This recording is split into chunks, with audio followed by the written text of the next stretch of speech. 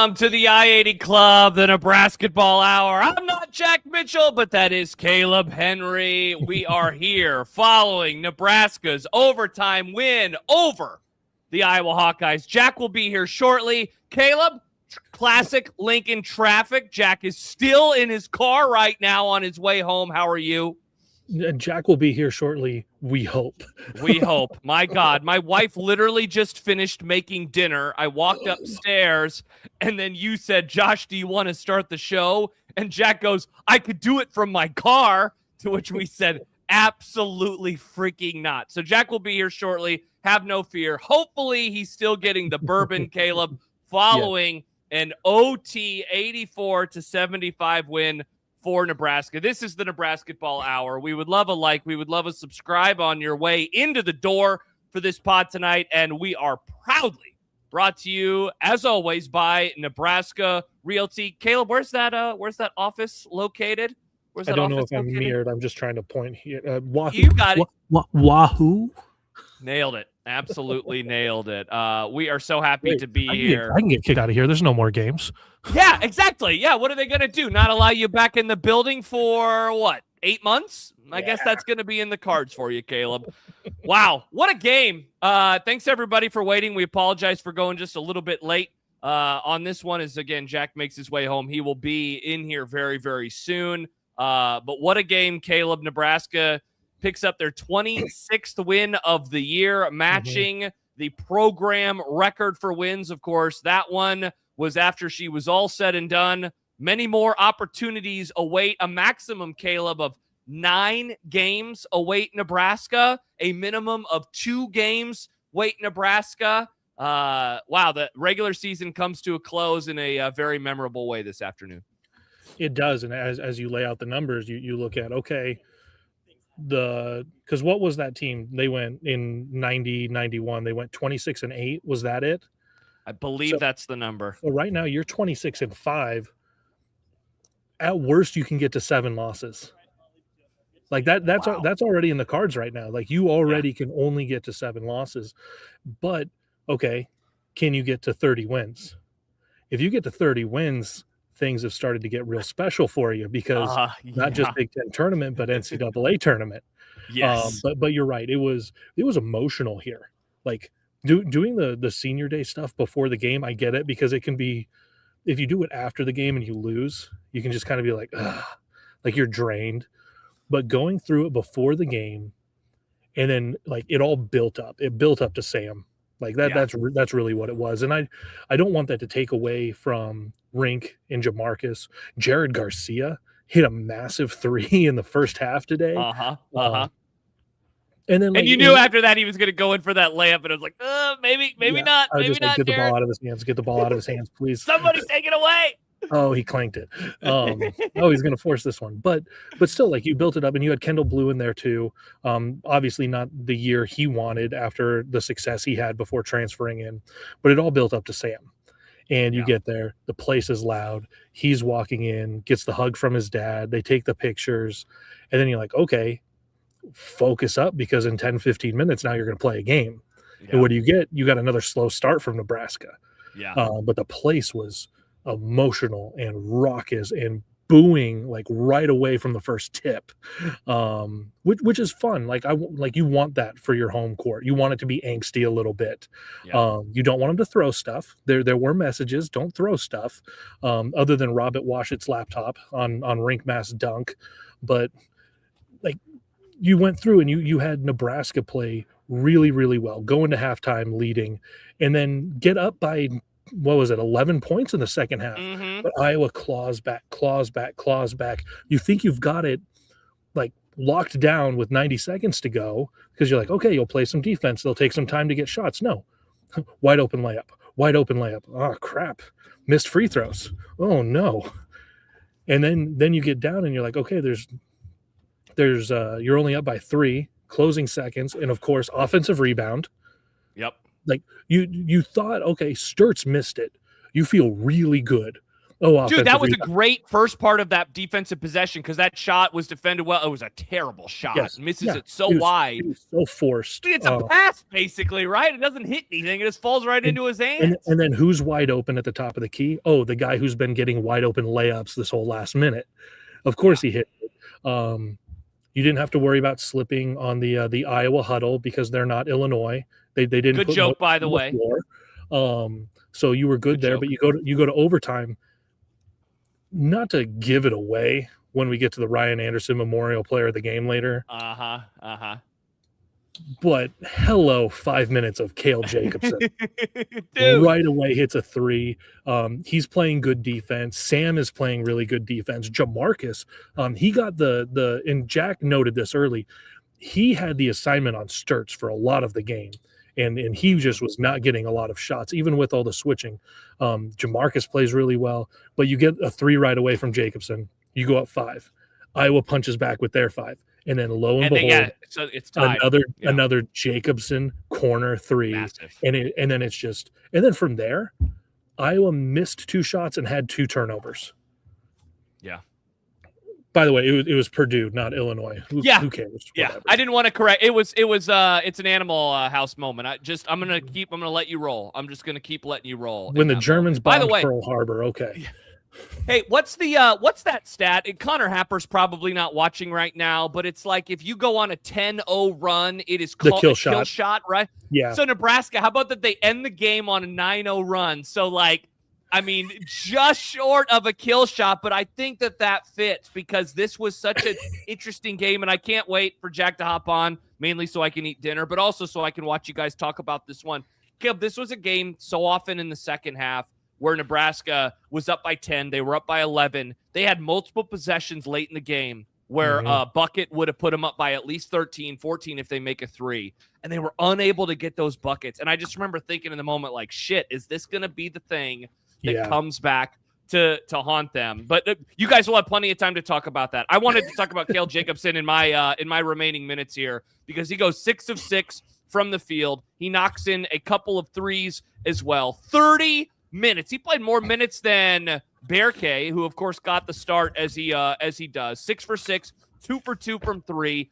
Does go 1 of 2 from the free throw line, which is a bummer. So he doesn't have a completely perfect game. 2 offensive rebounds, 8 rebounds, and dude, like the threes. That's a game high, by the way. That's a game high. He led all rebounders.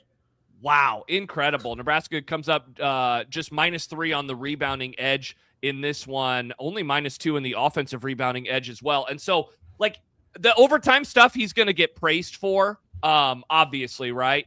But he was putting his fingerprints on this game across the board. And it wasn't just on the offensive end. He had that great steal. Connor Onion, who was on the call tonight with Nick Baugh, was like 94 feet of Cale Jacobson because he just kept going. He kept going, and it was like, all right, cool. I'm gonna take this path, and I'm gonna go lay this one in. He was absolutely masterful, masterful. And so, besides the threes and like the steal and the layup, you got to was it overtime or was it the last or kind of like the end of regulation? He's getting pressured out near half court, and like the defender kind of comes off. And McCollum tells his team, hey, go out and get up on him. So they pressure, bully Cale, and he's like, what the hell was that? And dribbles around him, ends up getting a wide open layup inside. And it's just like, it's Cale's show right now. Yeah, it really, dude, and it was like that throughout, much of the game. And then, of course, what happened in overtime. Just incredible. I mean, of all the guys that Jack and I talked about today on our special Nebrasketball Hour pregame show. We had a subscriber-only show yesterday, patreon.com/I80 Club, by the way, if you'd like access to that. We'll be reading comments throughout the show tonight in the Discord server. I don't know how much we mentioned Cale, Caleb. In the course of like 2 hours worth of shows the last 2 days, don't really know how much we even mentioned Cale. Right. Pretty amazing. Pretty amazing. Looks like Jack is here, so I'm going to say goodbye. I'm going to hop out. Good luck. Have a great show. Thank you. Have a good supper. Yeah. Hey, thank you very. And by the way, shout out to Riss bringing in the bourbon. Hopefully, Jack has the bourbon as well. Hi, Jack. I got some. I barely get. Bye. Bye. I got some. Okay. Quick, get it off my chest. Yes, go. the drive back was horrendous. I mean, I went from the best mood ever to the worst mood ever. I'm going to try and get back to the best mood ever. Like major buzzkill. Okay.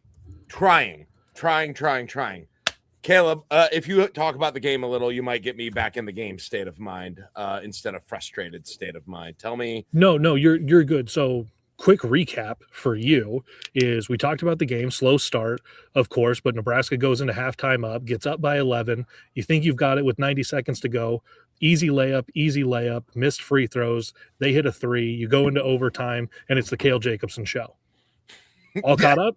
Yeah. Well, I mean, I was there. Like that's why I'm late. But like that's the thing. That's where we're at right now. Is we're talking about, okay, you have the emotions before the game. You have what Sam does over the course of a game. You have Rink Mast with a dunk and a couple of threes. Everything. Nobody loves to get fouled more than Berke Buchtengel does. Jamarcus with his defensive assignment on Sturts, but like overtime with Cale Jacobson, like it was special the way he showed up and the number of times that we've said, if you're open, shoot the ball. He even had in the first half, he could have had a layup, but he threw it to the corner for Sam to shoot a 3 that he missed. And it's like, you have to be more aggressive shooting the ball, and you got to overtime. Yep. And he did what he was supposed to do. Yes.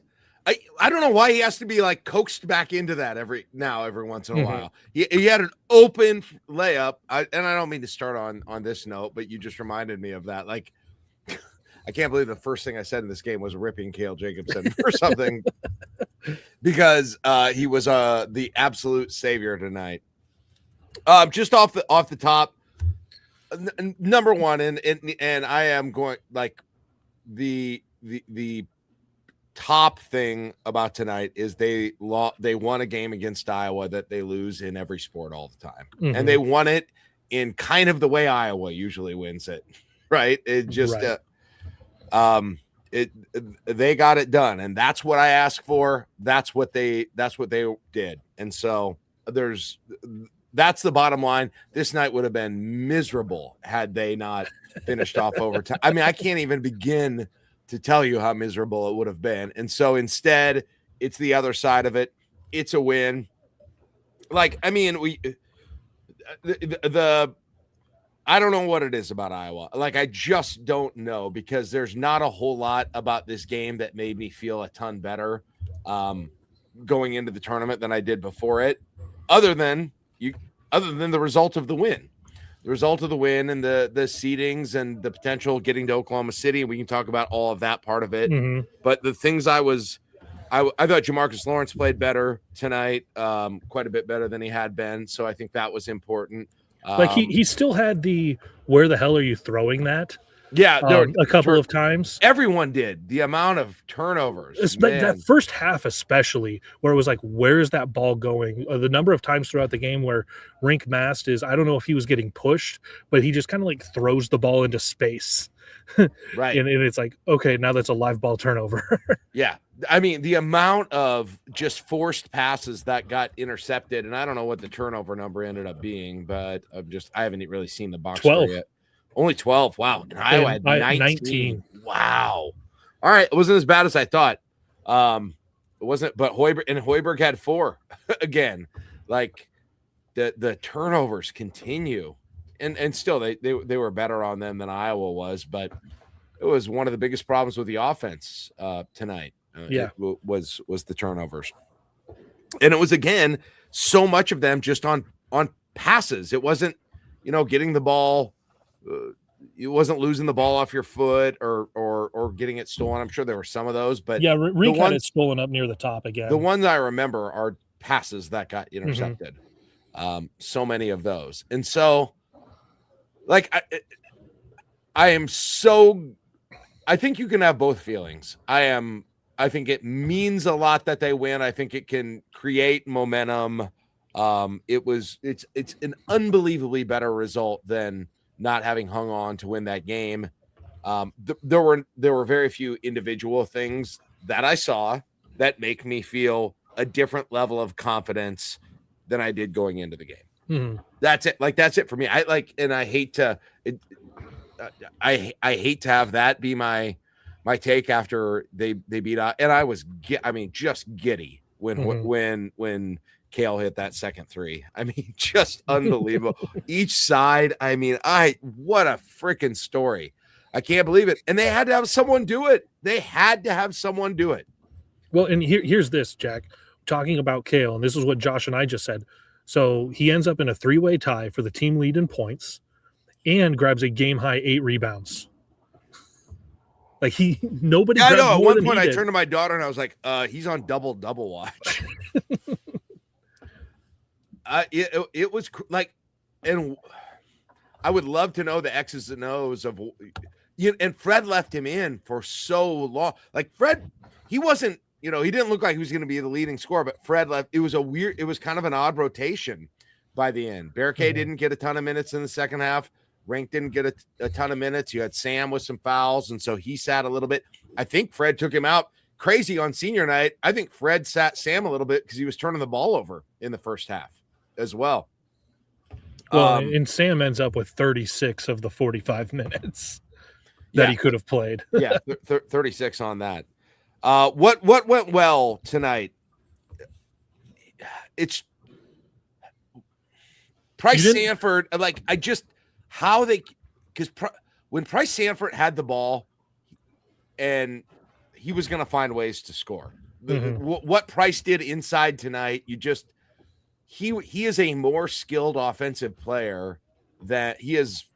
It was just night and day. They had so much. He couldn't get a shot outside. They were holding him again. It got some calls on that tonight, so I got to give the refs credit on that. They were holding him again, but he could not get an open three. I don't know if he took a good 3-pointer, like a good high-quality three the entire night. Maybe there was one, but they could not get him for a 3-point shot. But he eventually said, all right, fine, I'm going inside with this thing, and it was impressive what he did inside during that game. So that was a positive. Yeah. Rank hit some outside shots. That was a positive. He had that hook shot was it in overtime or at the end of regulation? He had a hook shot. I think it was in regulation. It was a key shot toward the end of the game. Yeah, it was in regulation. That was old Rank on that one. We didn't see much of it, but we finally saw it there. That was a positive. Jamarcus Lawrence is off the Schneid's shooting, and I thought his defense on Sturts tonight is going to be the unsung thing about that show. Well, that's you talk about things that went well. Sturts wasn't allowed to just go off, and he didn't get anything easy. And that's thanks to they changed the strategy on him. I thought that was really interesting. In the first game, it was keep Sam on him as much as you can, and Iowa did everything to get Sam off of him and get Frager and got on a lot. him. Yeah, got a lot of Frager on him. Every time they got a mismatch on him, they scored on it. But this time they were like, all right, Sam's not going to guard him. And so if they try and get Jamarcus off of him, if they screen for him, they might end up with Sam on him. But I think Lawrence, he had his issues turning the ball over. There's no doubt about it. But his defense, that is going to be, to me, the unsung story of that game, because what Sturts end up with 13? What did he have? 12. 12. No, 11. 11. If you told me Sturts was going to have 11 in that game, I would have told you Nebraska was going to win by 20 plus. Well, okay, not just the 11 points. If you would have told me he was going to take less than 15 shots, because I would have imagined coming in, especially the way last game went and the way he can fill it up, you were going to want 15 to 20 shots from Sturts. Yeah. And he ends up with 10. So this time against Iowa, he didn't go off. The rebounds, I haven't seen the rebound numbers, but I think they were probably about even. They were close, yeah. At the very end, Iowa got a couple of possessions where they got repeated offensive rebounds, and so that probably, but they did not get dominated in a just obscene way like they did, where Tavian Banks was getting every offensive rebound on every play, and so you cleaned both of those things up. I think some of the guys that were struggling on offense last time were a bit better. I think Rank was a bit better. I think Jamarcus was a bit better. Price was better during that game. But yet still, it seemed like they let their guard down at the end of that game. Yeah. I mean, it felt like Kaleb, I would have sworn that Nebraska was they were going to blow the doors off. I mean, win that game by 15 to 20 with about 8 minutes left in that game. Yeah. I was sure of it. And because coming out in the second half, it looked like Nebraska had figured some things out to get Price the ball and have him score. And you had like we had talked about, Sturtz was not having the success he had before. And I didn't think they had guys who could score beyond that. Well, I was wrong. My boy number 8, shout out. You hit your threes. Holy cow. 6 of them. Unbelievable. I assume that's his career high in a whole bunch of things. For Cooper Coach. Is it Coach? Koch. Koch. Of course, I picked the 2 wrong ones. Sorry. But here's the thing. Do you want, like, just on any given possession, 6 for 12. any given possession, for the 30 seconds, he just stands in that corner for 25, and it's so beautiful. It's so wonderful the way he just hangs out, and he's like, I will get the ball at some point. It's going to get skipped here. It'll pass around. It'll bounce. Sometimes the ball is on the floor, but he's going to get it in the corner, and he's going to let it fly. And I was just like, you can watch him not move for 20, 25 seconds, and he's going to get that shot up. He is a fascinating dude to watch off the ball. I started doing it when you came over and watched the Iowa game last time, but I got to give it to him. Like, I got to give it to him. He makes it. He kept them in that game, and it was enough that Nebraska almost absolutely crapped it down their leg at the end by missing the front end of one-on-ones, by playing what happened on those 2 drives at the end of regulation? He just came down. Can you tell me? No, it was the Red Sea. It parted, and he just went right to the rim. What in the world? Nebraska plays great defense much of the night, and then all of a sudden, you have, I don't know if it was Combs. I think it was Combs, maybe on, but was it Combs on both of them, or maybe on? And then he hit the 3 to tie it. And then he got the 3 on. That was on an offensive rebound, I think, if I recall. Because Sturtz missed the 3, offensive rebound out to Combs.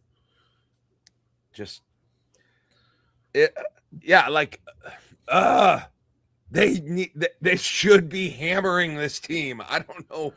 It's so frustrating. They should be hammering this team. Here's the question, and I'm curious if it got brought up in the post game with Fred, but there's always that question when you are up by 3 in the closing seconds. I heard most of it. I didn't hear that whether you foul. Do you foul? I didn't hear that question. I tuned in a little. I saw that it was going while I was waiting in the parking garage forever, and so I turned it on. So I didn't hear it in the last part. He might have been asked at the beginning. Yeah. I didn't even think of that. I think there was just too much time on the clock when the possession started, though. So I hadn't even thought of that. Yeah, but you can still do it with 5 seconds left. I don't even know what the fouls were. Like, you can still do it. I don't know when Sturtz took that shot. With about 6 seconds left. Because Combs made it with 2.7. Yeah. I mean, once he put that in the air, I was like, I was never more sure in my life a shot was going in. Jack, like, that shot went in the air. Sure. I had PTSD of so many field goals over the last decade. I was like, that's guaranteed going in. It was just like, that's why, okay, now I'm back. That's why Cale Jacobson needs a freaking statue, because that was the most Iowa win against Nebraska in a sport that was unfolding again, where Iowa just does their thing, and at the end they do the fundamentals, and Nebraska doesn't. And that was going to be the story if they won in overtime. Nebraska misses the front end of 2 1-on-1s. They just don't play good defense. Just like 7 different things in the last 90 seconds of that game. You know what I don't have to do now? I don't have to write a Nebraska has an Iowa problem column. Like, I don't have to do that. And that's because of Cale freaking Jacobson. Not only did he score all those points, after every 3 he made, he went and got the rebound on the ensuing possession. It was just, I would love to understand exactly what, and there were also, in addition to the 2 threes in overtime, he was just like taking it to the rim too. Yep. Like, he was the one person who could do that. I don't even, like, Frager didn't do that all night. He was unable to. Rank, when he was in the post, did it once, maybe. Sanford had a few of them, but Cale was the only person who could do that to Iowa the entire night. I can't explain it. I have no explanation for what I just saw. I have absolutely no explanation. I can understand how he got open from 3 because the focus is so much on Price. Yeah. But here's the other thing, Jack. You actually didn't need a lot of guys to drive when you had so many backdoor cuts or just running around screens. You did get a few of those. And you are wide open at the rim for Sam, for Jamarcus, for Cale. There's a positive. You had way more of those. But I did like the wrinkle, and you brought this up with Sanford posting him up on the low block and letting him just go to work. That was so smart in the second half. That gives you something new for teams to have to watch for as they're chasing him around. The antithesis of Koch standing in the corner is the marathon that Sanford runs. But if he's running around and then it's like, no, he ends up with a good mismatch out of some switches, he can just go down and go to work. I liked what we saw out of him. We just haven't seen a whole lot of that over the course of 31 games. Yeah. Yeah. You're right. And again, but during that game, even he's got to start that way. Like I don't know. That doesn't sound right. He can start that way. Like he needs to know that he's good, that he can be good. Yeah. I hate to do the Isaiah Roby thing, but like, does he know how good he can be? But I mean, honestly, if you ask me what his biggest thing that hinders him is, it's his confidence. Mm-hmm. And then he'll get it in a game and it'll change. But you reference the play, the play I'm talking about in the first half where somebody made a great pass to him inside. Under the basket. And he goes and throws it out. And he threw it to Sam, and Sam, and yeah, like he made some shots. Sam made 1-3. That was one of his misses from the corner. And you're just like, okay, if you get the 3 is greater than 2 out of it, wonderful. But also, you're not up by enough that you're thinking, like for me, I was over here. I go, take the points. Before Sam even shot, I was like, please, why didn't you take the points? Yeah, I mean, if he can get in that mode at the beginning of the game, he becomes, because he's a good defender, like he becomes another weapon for this team. But and I'm going to get over the whole frustration with the offense, and we're going to still celebrate this thing tonight. But if you've got Price Sanford, because the times Kaleb Price, it's so hard to play this Iowa team, and this will sound a little hollow because a bunch of the guys that I say this about ended up having good scoring nights. But the outside of Sturts, the difference in offensive skill in that game between Nebraska and Iowa was so stark. It was so stark in terms of what I mean, like they have some guys who are a little bit that are athletic, and if they they can jump, but man, 24 and 7, and I think Combs can be good for them too. Koch is generally not, but he had his moment too. I mean, Howard number 3, Manayawu. Yeah, he's good inside of 2 feet when there's not that many people there. But like, man, it just they struggle so much in terms of individual offensive skill. And sometimes I'm like, how in the hell did they keep it close with Michigan? They have 20 wins. It's shocking. And a big part of it is defense. And I'll continue to give them credit for the way that they play defense. Well, and Jack, the thing that definitely gave Nebraska fits in the first half when the game was still single digits and Nebraska wasn't able to extend, the quick ball movement on offense. And Nebraska was able to counter that by just running guys off the 3-point line. And then there's kind of a mid-range shot or a turnover, and they have to skip it out of there. But when that ball gets skipped to the wing and then immediately goes down to the corner and then right back out to the wing, like, it is lightning quick ball movement. If they can do that and make more threes, like, Nebraska loses today. That's what it is. But they made a lot. I mean, let's see, what did they end up? They still made 11. 37. Yeah. And I mean, you're not going to get 6 for 13 from 8 usually. Right. And that's why the game was close. He doesn't do that. And I think Nebraska gambled on that potentially happening and said, all right, we'll take our chances with that. And unbelievably, he did it. So credit to him, like big credit to him. And every time I watch Iowa play, I think Ben McCollum is a better coach. And that's a backhanded compliment about Iowa because I just don't know how they do it. Jack, even when they beat Nebraska, you and I were talking about, like, it just doesn't look like that good of a team. But whatever he has done has gotten them to 20 wins. Yeah, you see him on the court tight with Michigan. And even with Nebraska. Nebraska's not, Nebraska held it tight with Michigan too. But like you look at the players on the floor and you see what they're doing. And it's like there's no reason when you measure up the players on the floor that they should be in this game. And it's such a freaking Iowa thing.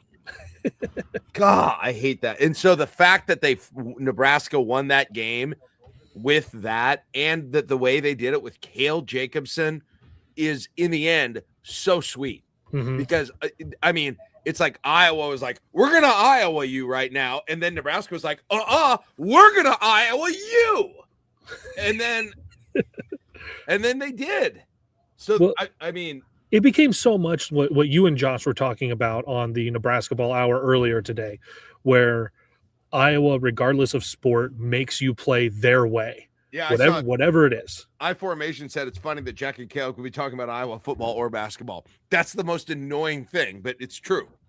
Yeah, it's they find a way to make you play their game, and so often it's been, regardless of sport, regardless of coach, okay, how can we beat Iowa at what Iowa does? Okay, well, we got to get really good at special teams. Okay, we got to do this. Iowa has figured that out for Nebraska, other than in volleyball. Yeah. You go to the other sports and it's Iowa just has that key. Yep. But if you can get back to playing your brand for Nebraska men's basketball, that brand is getting out in transition, hitting some threes, turning the ball over, or forcing turnovers. It is just really interesting to see the tempo and the style of basketball that went back and forth between this is the way Iowa wants the game to go, this is the way Nebraska wants the game to go. The last 10 minutes of regulation were definitely the way Iowa wanted that game to go. Mm-hmm. Yeah. And you're you're thankful there was not another 30 seconds left in the game. Yeah. Absolutely. But that we've seen that script play out in Nebraska Iowa games so many times, and to have again Cale Jacobson freaking flip it at the end. I hope Ashland. I hope they cancel. They might be on spring break. They should cancel school. Ashland Greenwood should not have school tomorrow. They should have a parade. There should be a parade in Ashland. It should end at Casey's East Side Saloon. And then the whole town pack into Casey's East Side Saloon, which I think has the fire code allows about 18 people total in that place already. And I will tell you this: if you're planning tomorrow and spending your Monday drinking at Casey's East Side Saloon for the day in honor of Cale Jacobson, and I wouldn't blame you for doing that, make sure you bring $8 to $10 with you. 8 to 10. At least, 8 to 12, maybe, if it's going to be a 12, 10 a.m. to 10 p.m. Yeah. It's you need to have a little money when you go there. So, so Jack, I want to get into, we know the Big Ten tournament schedule now. Yeah, okay. All right. I had to get that out of my system about that game. Because I can't believe they almost freaking lost it. The different emotions in my head between the traffic and Cale Jacobson, good, traffic bad, Nebraska almost losing that game that they should have never had any business losing, bad. Mm-hmm. Now let's live in the world where they won the game Okay. Okay, let's which is a very fun world, to be honest, because I mean, all I talked about this week was how important it was to win this game, and they freaking did it. They won that game. They get to reap the implications of that. Let's talk about the Big Ten tournament bracket, Caleb. Yes. Go ahead. Why don't you tell people what Nebraska's situation is? I think I have it up there. Well, yeah. So what it got to was after the games from yesterday and the games from today, it came down to if Nebraska wins, Nebraska's the 2 seed. If Nebraska loses, Nebraska's the 4 seed.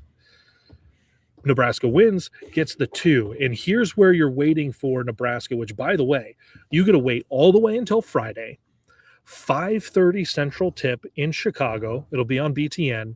But you're waiting for the winner of Penn State Northwestern against Indiana, the winner of that against Purdue. The triple bye is comical, by the way. There's so many teams. So you're waiting for whoever survives of these 4 teams. So it'll probably be Penn State. How do you think Nebraska matches up against Penn State? Least athletic team in the league.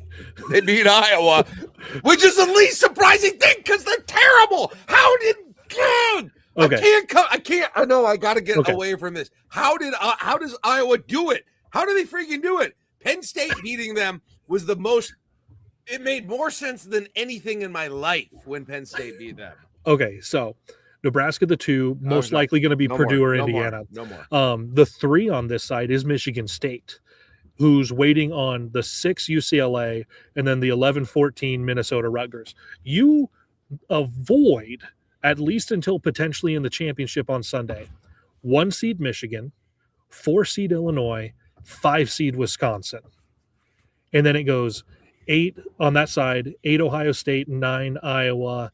The 12-13 is Washington, USC, and the 16-17 is Oregon, Maryland. But you're on the opposite side of Michigan, Illinois, and Wisconsin right now. Yeah. And when I first saw that bracket that had Nebraska like this a couple of weeks ago, I was excited because you were on the other side. You had Wisconsin on your side, and you had Illinois, Michigan, Purdue. Caleb, there's no doubt I would rather play Purdue than Wisconsin right now. Yeah. For Nebraska's situation, I would always rather play a team if there are 2 similarly situated teams that you've lost to instead of one that you beat. Especially beat by 30 back in December. Yeah, I would not want to see Wisconsin. I'd much rather. I can't believe I'm saying it because I think in some ways Purdue should be the best, one of the best, if not the best, one of the best team, the second best team in the Big Ten. But the way that they've underachieved at the end of the year is so unbelievable to me. But yeah, I would rather. So it's great there. On the other hand, I'll tell you what's even better: if Indiana beats Purdue. Yeah. Because come on.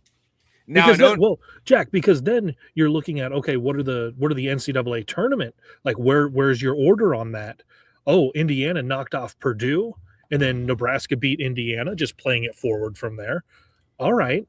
Does that wipe out if there's a head-to-head or you're close enough and it's Nebraska Purdue, or does that move Purdue far enough down that you're not even looking at head-to-head on the seeds? I don't know if I don't know if Purdue's in. I don't know. We'll get into the NCAA tournament of it all in a second here. But Purdue will have to beat Nebraska to get ahead of them now, I think. Mm-hmm. Maybe I'm wrong. I don't know. It's been so rough for them. And Dilo says on the Discord chat would have preferred UCLA instead of Purdue. I would have too. Mm-hmm. I guess if I could, if you're giving me I would prefer Maryland to any of them, or Penn State to any of them. But Penn State beat Iowa. Don't forget. So I agree with that. But and then if you you might still get UCLA. I mean, who knows? Mm-hmm. Maybe UCLA will come in and beat Michigan State. That'll probably be UCLA. I mean, it'd be UCLA will have a second shot at Minnesota most likely. After losing to them on the late game on Thursday. And then the winner of that will play Michigan State, and the winner of that would play the Nebraska, Purdue, Indiana winner, whoever it is. Jack, like, how far have we come following this team, following the Hoiberg era, to where you go back to 2020, you're playing on the first night of the tournament, and then everything shuts down from COVID, to there will be 12 games played before Nebraska takes the floor. How this week. freaking fun is it? Yeah, you know what? 12 It's good to games are take a be step played. back. It's good to take a step back. Yes. Like all of these games, what a great week. What a great week to be a fan of a team with a triple bye, right? Tomorrow, or it's not tomorrow, but almost Tuesday. Tomorrow. Is it Tuesday? Those first games? Good Tuesday, Lord. Wednesday, Thursday, all have to get This was one played. of the other things. When Nebraska got up like 13 on Iowa, I was like, oh my gosh, Iowa's done, because they got a game coming up in a few days. Like, and this game doesn't even change their seeding. This game they were locked in. They were locked in. So I thought if Nebraska got up double digits, it would be. I think that's why I'm having such a hard time now, is because I thought once if they would, for so many reasons, they would pull away and win that game big. But nonetheless, I said I wouldn't get back into that. But to your point, Caleb, yeah, amazing. Like Tuesday night, you got Maryland at Oregon, you got Penn State at Northwestern, and then on Wednesday, you have a full set of games from 11 a.m. till 11 p.m. Thursday, whole set of games from 11 a.m. to 11 p.m. And then Friday at freaking 5:30, I get the afternoon off. Boom. What a great deal with the timing. Yeah. I love it. And we will be able to do our post-game show afterwards while we're watching Michigan State play someone. It'll be a blast. That's going to be fun. I wonder, here's a legitimate question. How many Nebraska fans will go to Chicago? That's going to be interesting, because Jack, first of all, it is drivable. So if there's anyone that was like, oh, we plan to go to the Big Ten tournament, or you can fly, whatever, I think there will be a decent amount, just because Husker fans. But you're right, and I can't remember if you and I talked about this, or if you and Josh, I heard you and Josh talk about this. People have been planning on, what are we spending this travel budget for the postseason exactly to go to the tournament? I would love to go to Chicago, but everyone wants to go to the NCAA tournament, and they're also like, ooh, we might be able to go to the Sweet 16 in Chicago. Yeah, and like you're not worried about getting in. That how many times have you gone to Chicago for the Big Ten tournament and been like, okay, where's Nebraska on the bubble? Right. Do they have to win a game? Do they have to make a run to get to the NCAA tournament? No, you're showing up in Chicago as the 2 seed in the league, and you are already like you're going to be a top 3 seed in the NCAA tournament. Yeah, 2 seed, baby. Number 2. Did you see Bigelow had this stat that every year for Nebraska basketball in the Big Ten, they've either finished in the top 4 or the bottom 4? That sounds exactly that. Shout out Bigelow. Super interesting, but it seems exactly right. Thanks, Theo. And I see someone said it'll probably be more Chicago, Nebraska fans, which it maybe, but having been there, hey Theo, thank you. Appreciate the super chat. Appreciate your takes, fellas. Having been to the Big Ten tournament, that is Indiana fans more than anything. Mm-hmm. Indiana fan. Well, because you were there for Johnny Trueblood, right? I was there for Johnny Trueblood. Yeah. Indiana fans are everywhere. Michigan State fans, and then like for me, it was like, and it probably depends on the year how good they are, but it was like after Indiana, it was Michigan State fans and Ohio State fans after that. Indiana fans are going to be there on Wednesday. Yeah, I mean, Indiana fans love that thing. So Illinois was bad then, so there were no Illinois fans, but I would imagine the Illinois fans do all right, because this has been, even though they're the 4 seed, like this is still a team that people talk about as making a Final Four run, the way they like their ceiling for what they have. Yeah. And that Maryland game, you knew Maryland was going to play them well today. That, you know, I'm so excited to see Nebraska play a non-Big Ten team. I will be so frustrated if in the bracket Nebraska matches up relatively early with a Big Ten team. I think they got to get out of the league. I think it'll help them. I think it'll help them a ton. I really do. Yeah. I think that's really important. And a lot of the projections I've seen, they have Sweet 16 like against, I can't remember. I don't know if it would be Michigan. Would that make sense? Oh, well, if they were a 4, yeah, it could happen. 1 versus a 4. So, all right, let's talk about. So that's the other thing when you're looking at Michigan, like where the sites go. Yeah, because all of the numbers. I wanted to go to that. Yes. Yeah. So the numbers, because we go back 3 weeks ago, we got the top 16 reveal, and your overall number 1 was Michigan, and they came out and said if they got the number 1 overall, where you get to pick your site, it's not just the closest, where it's the closest after that, and they kind of might shift people around, but the number 1 overall gets to pick their site. They said they would go to Philadelphia. Now their closest site is Buffalo. Since then, Duke has kind of passed them in a lot of the metrics. So if Michigan is not the number 1 overall, Duke obviously is going to go to Greenville. Michigan would then go to Buffalo, and that shifts around a few things if it gets far enough down to Nebraska. All right, let's go through the Corny has been asking for this, and I'm with him.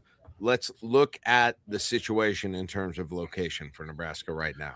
Okay, so coming into this game, where a lot of the metrics were, you were seeing, okay, is Iowa State ahead of Purdue to open up Oklahoma City? I had in the numbers and the average of net KPI, strength of record, WAB, BPI, KenPom, and Torvik, Nebraska would get Oklahoma City as, in this case, it would be as a 4 seed. Yeah, I've seen several brackets like that. Yeah. So if you're looking at Nebraska, not a 4, Nebraska as a 3, you're feeling even better. On Bracket Matrix, I believe, what was it? It was almost 90% of the brackets had Nebraska as a 3 seed. So Nebraska is the second 3 seed right now. And this site is always weird to me because I don't know how updated it is. Yeah, like not everyone updates them at the same time. Nebraska is behind Iowa State as the second 3 seed. Goes Duke, Michigan, Arizona, Florida, 1 seeds. Connecticut, Houston, Michigan State, Illinois, and then Iowa State, Nebraska, Purdue, Alabama. Like, what if Nebraska beats Michigan State? Right? Like, yeah. If they're there, and I don't know if they are, it's bracket matrix, but is a 2 seed still in play? Well, and Jack, that's the thing is, so much of the conversation, especially over the last 6 or 3 weeks since you got your top 16 reveal, and it comes up every year around this time. How much do the conference tournaments actually weigh into your NCAA tournament seed? And it gets shown, especially on Sunday, when you get to that championship game, it really doesn't matter that much for your seed line moving. But if you are like neck and neck with people, like if Nebraska is the second 3 seed and it's really tight between the last 2 seed through the third 3 seed, a semifinal win might be that little bit that pushes you over. If Michigan State is the most likely team Nebraska would be compared with right now. Yeah. Because I think Illinois is probably still ahead a little bit. I think Illinois is ahead. I think, although I see actually Illinois is below Michigan. Illinois is closer on the bracket matrix thing. Man, if Illinois would have lost today, wow. Yeah, that would have been massive, especially when you're talking about is Iowa State ahead of at least Illinois or Purdue? You know, and I shouldn't even jump to. I mean, I think that Purdue game is huge. Now, I mean, if that is going to be one, they'll have enough time to factor that in. Mm-hmm. Nebraska and Purdue are I think neck and neck. I think whoever wins that obviously gets the higher seed, right? Probably. You would think. Now, here's the other thing: as you go through there's the potential that, I mean, maybe Purdue has to face Northwestern. Does Martinelli go off, and then that hurts Purdue? I don't know. Yeah. Like these are things that you have to look at. That just happened, and they should. Northwestern almost did it, but yeah. Alabama is a 3 seed right now in this. After Texas Tech lost last night, man, that was huge too for Nebraska. So the threes are Iowa State, Nebraska, Purdue, and Alabama. Wow. And then Gonzaga, Virginia, Texas Tech, Kansas. Yeah, that's the other thing. Alabama has really come up a lot over the Oh, I last wonder week why. or so. I wonder why. All the SEC love. Because otherwise you got to go down to Vanderbilt and Arkansas for someone other than Florida. Yeah, I mean, geez, it'll be fascinating to see what happens with Nebraska in relation to just that group. I mean, it's really because I don't think Houston's at a higher level still with the win last night, but it's basically Michigan State, Illinois, Iowa, Nebraska, Purdue, Alabama, Gonzaga, Virginia, Texas Tech, Kansas, right? That's that group. Yeah. That's the blender, right? Isn't it? Well, and here's where it is. At that point, I don't even care 2, 3, or 4. Obviously, you want to be as high as possible because if you're a 2 or a 3, I just think the matchups for the second round for the 2 are very different than the 3. Yes, but what I'm getting at is I care more the order of the teams. Like Houston, I think is locked into Oklahoma City, but I care about the order of the teams than Illinois, Purdue, Michigan State, Iowa State, Nebraska, Kansas, Alabama sneaking up in there. Hopefully, don't let something weird jump. I think Texas Tech's out of it for when you're looking at that group, but like that order of those teams, that's what most interests me. Yeah, because that we're talking about. Okay, so let's go through the location thing. All right. So assuming Duke's number 1, and could they even, I suppose if they lost immediately and Michigan won, Michigan passes them, but with a head-to-head, Duke's going to be number 1, right? Like that, Yeah. It's very unlikely. So that's Greenville. Michigan then goes to Buffalo, right? Yes. Okay. Arizona goes to San Diego. Yep. Florida goes to Tampa. Connecticut goes to Philadelphia. Yes. Houston, Oklahoma City. Michigan State, Buffalo. Okay. Illinois, then St. Louis. You got one of each. And then the Nebraska-Iowa State thing is going to be interesting. But let's say Iowa State is next. Okay, so then Iowa State to St. Louis. Then you got, after that, though, you have Purdue, Alabama, Gonzaga, Virginia, Texas Tech, Kansas. If I'm looking at the bracket matrix. Yeah. Kansas is the only one out of that, or Texas Tech. Mm-hmm. The only one that's going to Oklahoma City. Yes. I mean, wow. Where did all the Oklahoma City schools go? There's no one. Because and that's the thing is that's why Unless Iowa State would be in Oklahoma. Yeah. If Iowa State doesn't get St. Louis, they take Oklahoma City off the board. This is why we kept saying cheer for Iowa State, by the way. Yeah. Well, it was either, and that was the quandary early this past week of cheer for Arizona or cheer for Iowa State, because the outcome of that game determined where you wanted the Cyclones to go. Because if they beat Arizona State, they move high enough up. If they lose, can Nebraska just jump them outright, and then it doesn't matter? Mm-hmm. Yeah. Let's see. In March, I was going to look at the most recent, like some of these where they have Nebraska's going, but that's going to be hard to figure out. But man, Caleb, it really seems like Oklahoma City now, man. Yeah. Well, and so like the numbers that I use, where it's the average for all of those, sign up for the I-80 Club Discord. Go to the I-80 Club, go to Patreon. Patreon.com/I-80 Club. And sign up for that, because every single morning I'm going through and I'm updating that in one of the channels.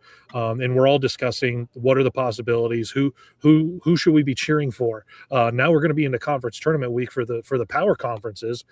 Who do you want out early? Who do you want to make a run?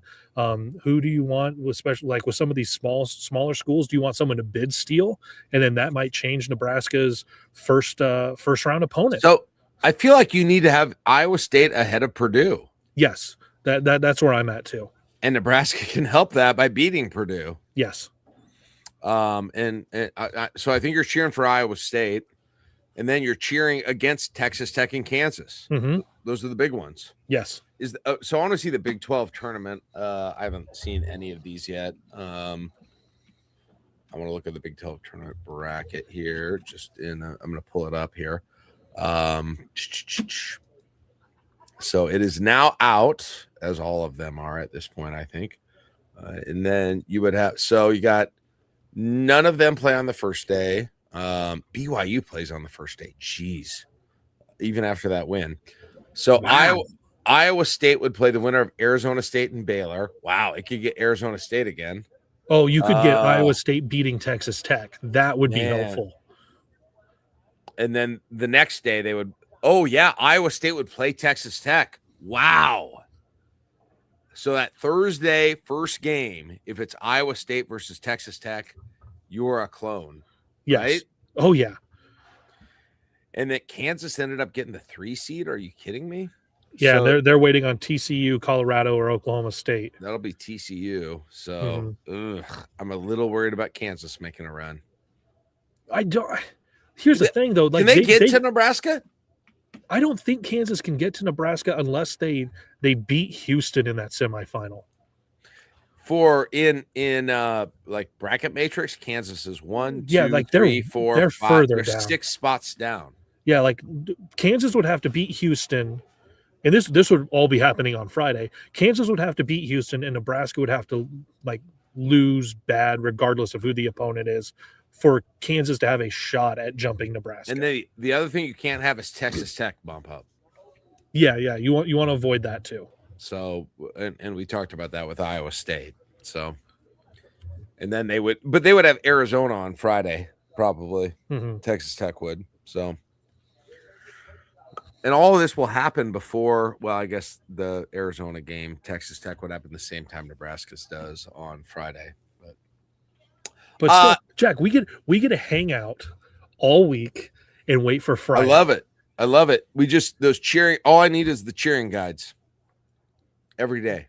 Oh, we'll continue those. We'll talk with G Merle in the I-80 Club Discord, and we'll get more of those going out as the week progresses. Right. We'll get you more info on what and tomorrow when the net updates, when all the brackets come out, we'll have a better idea of how close we are on location. But I know Corny was asking for that, so we got that. And Jack, we are 1 week away from knowing where we're going for the first weekend of the NCAA tournament. Man, I'm so glad they won. The amount of stress I would have right now about it not being Oklahoma City would be so immense. So, OKC, baby. I've always loved Oklahoma. Always loved Oklahoma.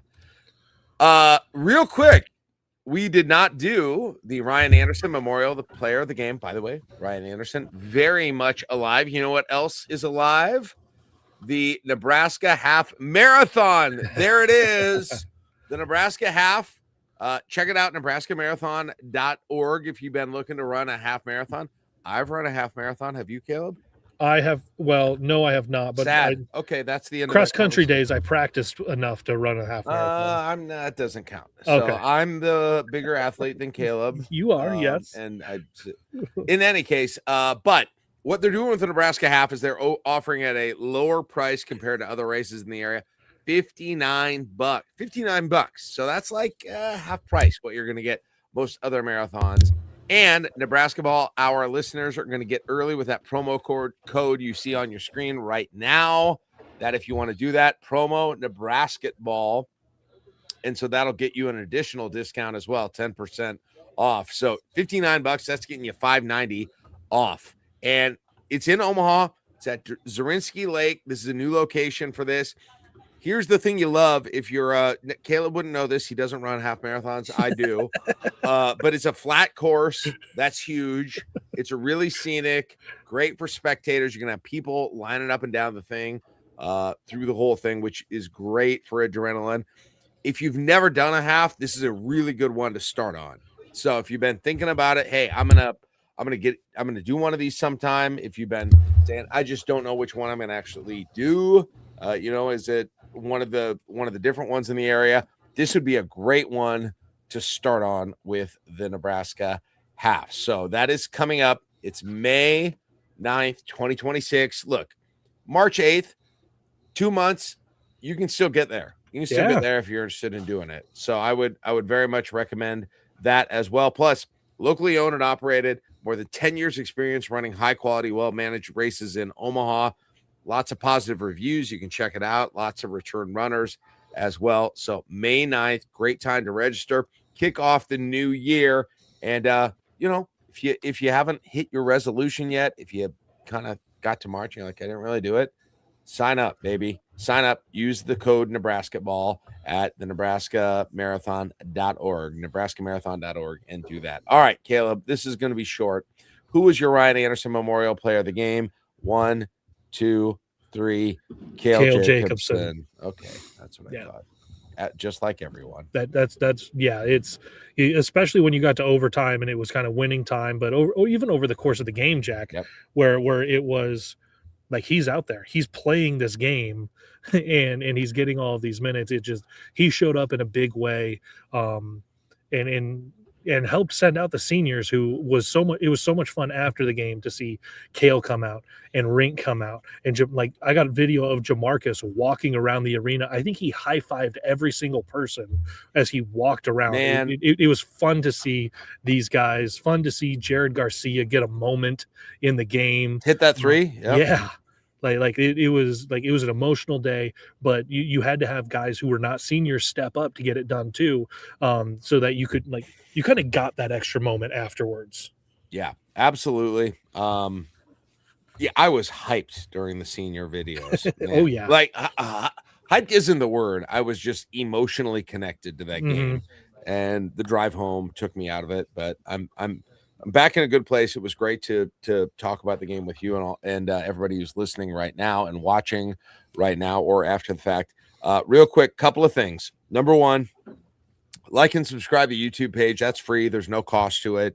Just if you're watching on YouTube right now or after the fact, that would be an awesome way. It helps us out, helps us keep doing this, and it can give you updates because we're going to be on a lot and you're going to want to know when we're on. So it's a great way to get that. The other thing is we are going to the NCAA tournament, wherever it is. We're cheering for Oklahoma City, but if they're in Philadelphia or Greensville or wherever, we are going. It's the I-80 Club Road Show. If you're watching on YouTube, you can see it.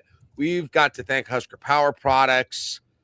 Look, if you're an ag, you need an engine, Husker Power Products is the one for you there. So they are our title sponsor. They have made this happen. We are indebted to them. So shout out to everyone, to Joe and the whole family at Husker Power Products. And then thanks to our community partners, we got a bunch of them now. Sandstone Wealth Management. We got Lincoln Symphony Orchestra. We got Pinnacle Bank Arena. We got 5 Star Bath. We got Eye Surgical Associates. We got the Still here in Lincoln. Shout out Aaron. And Omaha, right? Visit Lincoln. They're in Lincoln. Yeah, that's right as well. And I know Fleet Feet isn't on this graphic. We got Fleet Feet now, who's a part of that. Shout out to Lori from Fleet Feet, Suttonlander and Sutton. And I already said Pinnacle Bank Arena. That's awesome. Where the Huskers play, where I was today. And by the way, they are going to be rocking on July 11th. Treaty Oak Revival coming in. If you're into that red dirt country sound, this is one's going to be moving some air in that building. So you can get tickets at pinnaclebankarena.com. So you're going to hearing more about our community partners going forward. So that's what we got. If you know of anybody, we got a couple of days. I think we're gonna have to cut off community partners on Tuesday or Wednesday. So if anybody's wanting to get in now. But for those of you who are watching, we're gonna hopefully be there Wednesday night, maybe a show Wednesday night, wherever it is. Hopefully Oklahoma City from the Star Wars house. Oh, please, Star Wars house. When a late night Wednesday night show, vlogs going up. Subscribe to everything we got. You're gonna want the content, especially if you can't be there. I have never been able to be there for the Nebraska NCAA tournament. I wasn't able to go in 2014. I was not able to go 2 years ago. And I would have loved the ability to follow sort of the experience and feel like I was there. And that's what we plan to do for you. So make sure and follow all of our content on that. We'll have quick kernels, Caleb, right from the road as well on that whole thing. I was able to get a quick kernels up from this game. You can go listen to that at the not just the I-80 Club YouTube channel where we're all watching right now, but any I-80 account on social media. There it is. Check it out. Yeah, if you don't follow us yet on Instagram, TikTok, Blue Sky, Facebook. We're there now too. Plus, great place to get those not only quick kernels, but all of our shows and what's coming up. So, all right, Caleb, that's it. You're on with Mike tomorrow, right? What do you think you guys are going to do? Probably he's probably going to have me do a blind rank of stuff. I have no idea what it'll be.